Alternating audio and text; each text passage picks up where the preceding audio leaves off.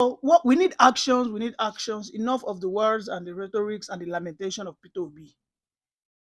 Some hours ago, Peter Obi released an epistle as usual where he was laying curses on the children of those who are riggers, people like Tinubu, people like Oshiomhole, people like Monday Okpebholo, for stealing away the vote of Olumide Akpata in Edo State. Then my question to Peter Obi is, Peter Obi, as a politician, why were you not in Edo State all through the course of that election? Why were you not there? Why were you not in that state on that very day the results were being counted? Why were you not there on that very Saturday? At least you could have escorted Olumide Akpata to the polling unit. Do you know the numbers of people you would have taken along with you? Do you know how much people have been encouraged to go out there to go and vote for Olumide Akpata? And maybe, just maybe, Olumide Akpata could have won the election. You stayed away. And then you are preaching a music that you want to liberate Nigeria from the hands of criminals. You are saying you want to dismantle structures of criminality. Peter Obi, nobody fights the criminals in their table, on their table in their office, enjoying ACs. No, you have to go into the mud with them. You have to be able to get yourself stained. And in this instance, I am not saying Peter Obi should go out there and start bribing, buying votes. No. But what I'm saying is Obi needs to get more natural, more traditional. He has to apply traditional approach.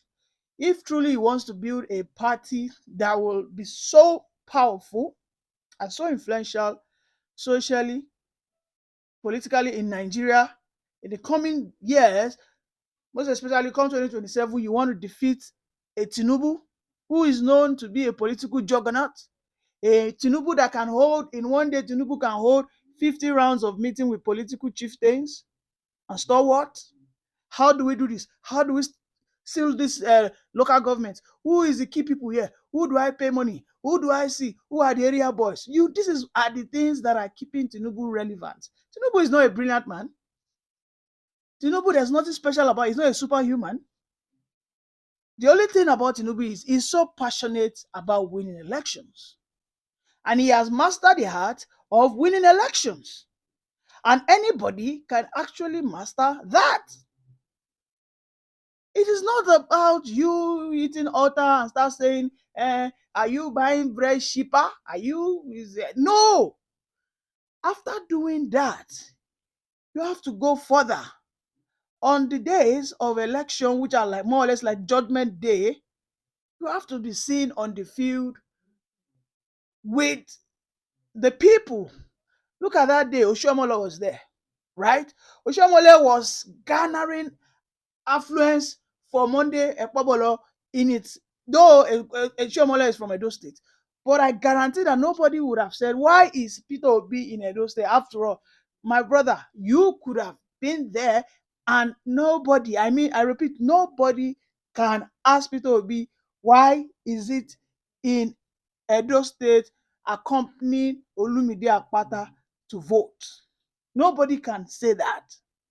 So, Peter Obi, you have to optimize your influence, gather your people. Nigerians are docile people. Nigerians are naturally docile and they are cowards. The only thing when Nigerians have been doing now, after doing that, nothing. They are the proverbial empty vessels that make the loudest noise. Those are who the Nigerian people are. We like to make the noise. When it is time to take action, then we are found wanting. I mean, if you look at the social media, you will think an APC will not get 10,000 votes. Even if APC rigged the elections, how many people actually came out to vote for Labour Party? How many people actually came out to vote for Labour Party? Was just on Wednesday, Labour Party conducted a 1 million march mega rally for Olumide Akpata, and everywhere was filled to the brim. Are we saying that they went to hire those crowds? Is that what is going on here? Is Labour Party now, have they now joined the likes of APC and PDP who go out there to rent crowds? Are those crowds not supposed to be organic? Are they not supposed to be prospective voters of Labour Party, because if I was going to count those who were at the rally, I mean, there should have been above 50,000, and the all total vote cast for Labour Party is not even up to 30,000. So there's a big issue. Obi should not just continue crying and wailing. By the way, why is Obi finding it so difficult to call Tinubu by his name? Why does Obi like to be diplomatic when he is opposing Tinubu? You know that Tinubu is in charge of conducting and controlling and coordinating the affairs of INEC. You know that Tinubu is the Grand Chief Commander of the police and army. Every paramilitary unit in Nigeria, Tinubu is in charge. So you said there were irregularities. You said there were transaction going on that day. You said people were buying votes. You said BEGS and IREF were not functional. Why can't you, as a man, you are a Nigerian, for God's sake. You are not a lesser Nigerian. You are supposed to say, why is it that under Tinubu now, IREF, BEGS is non-functional?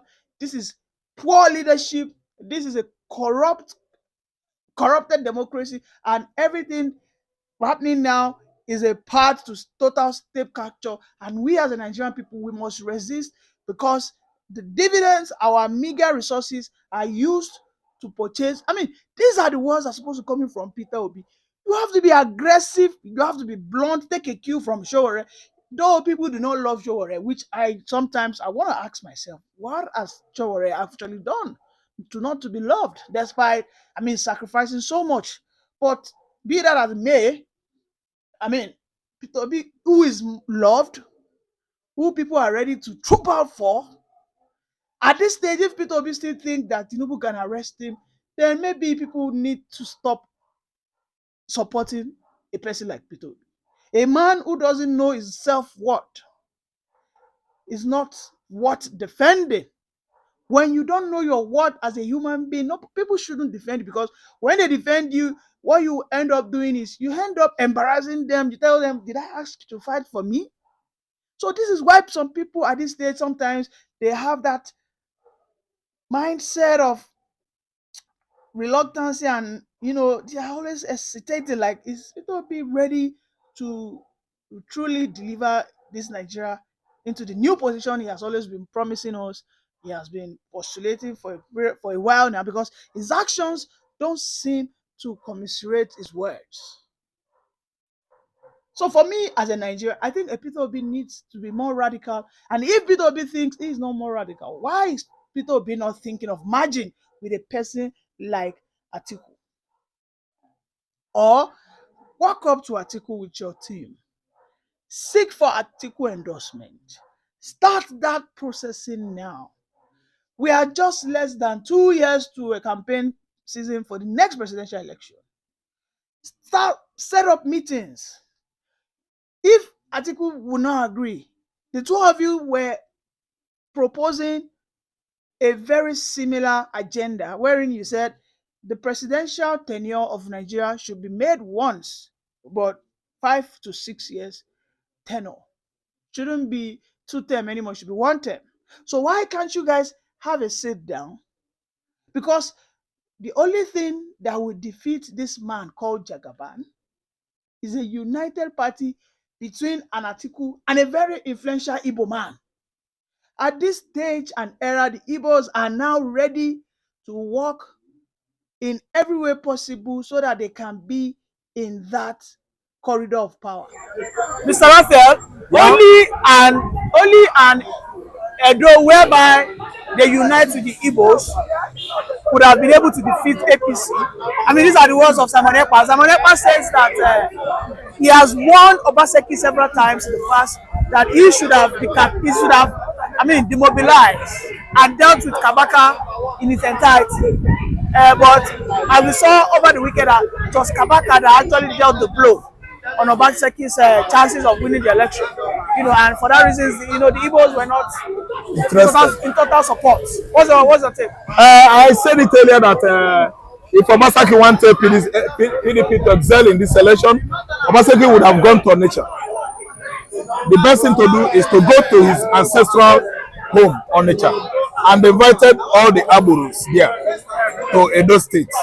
Kabaka could not have had his way, because we see what happened 4 years ago when Kabaka was trying to dominate, to truncate efforts of PDP, winning election under Obaseki candidacy. The Aboro from Onitsha caged Kabaka. Kabaka could not move anywhere. They placed him on house arrest. When Benin, of course, have seen their ancestry march together with the Igbos, they agreed. We know. Recently, they are circulating it all over social media that they are Igbos. Why not inviting the Aboros from Onitsha? That's another big mistake that Obaseki made. It's a simple mistake. He believes on the federal structure, state structures of that state, not knowing that the state structures is talking about federal structures are ahead state structures. That's why all those his security personnel officers could not prevail over the federal structures that has brought Obaseki this down. They did not only insult him, they bullied him. They did not only handle him, they manhandle him. Obaseki was walked out of the collection center by what? Force. Yes, he was walked out by the Kabaka boys. Show of force. He was booed. She was bullied. It is obvious on the camera. They are going to challenge it in the courts, because it is obvious that APC rigged an election. Are you listening to me? APC rigged the election of Edo State. And on getting to the courts, if care is not taken, if it deteriorates the more, what is happening in Imo State will begin happening in Edo State. And if Edo State is become a boiling spot today, what about the people that are coming from the north? Everybody is using only that route. Asaba, Onitsha, Abo, Benin to Lagos. If Igbo man is going, I don't think Lagos Benin Express will be measurable, conducive enough for Igbo picnickers, travelers, transport operators. Because Benin, I know, are very, very resilient people. Benin boys, youths, could stop at nothing to get what they want. These are very serious people. If it happens that Benin youths are not happy with the ongoing election, I think this Ibadan Express to Benin will be very, very motorable for us. We find it very difficult to go home. So we are praying that if they go to court, this rigging under FEC political platform, the court will strike out such illegitimacy. I believe that the election was full of illegitimacy, disenfranchisement, discrepancies, anomalies, irregularities, irresponsibilities went on 2-3 days ago at Edo's election. See, let me tell you, the best thing now is challenge it in the court and let the needful, legal, be done. Legal, needful, legally be done. Because if Edo become Imo State, this express is a warning. We not go home again. That's my own take. Thank you very much, Mr. Raphael, for that brilliant submission.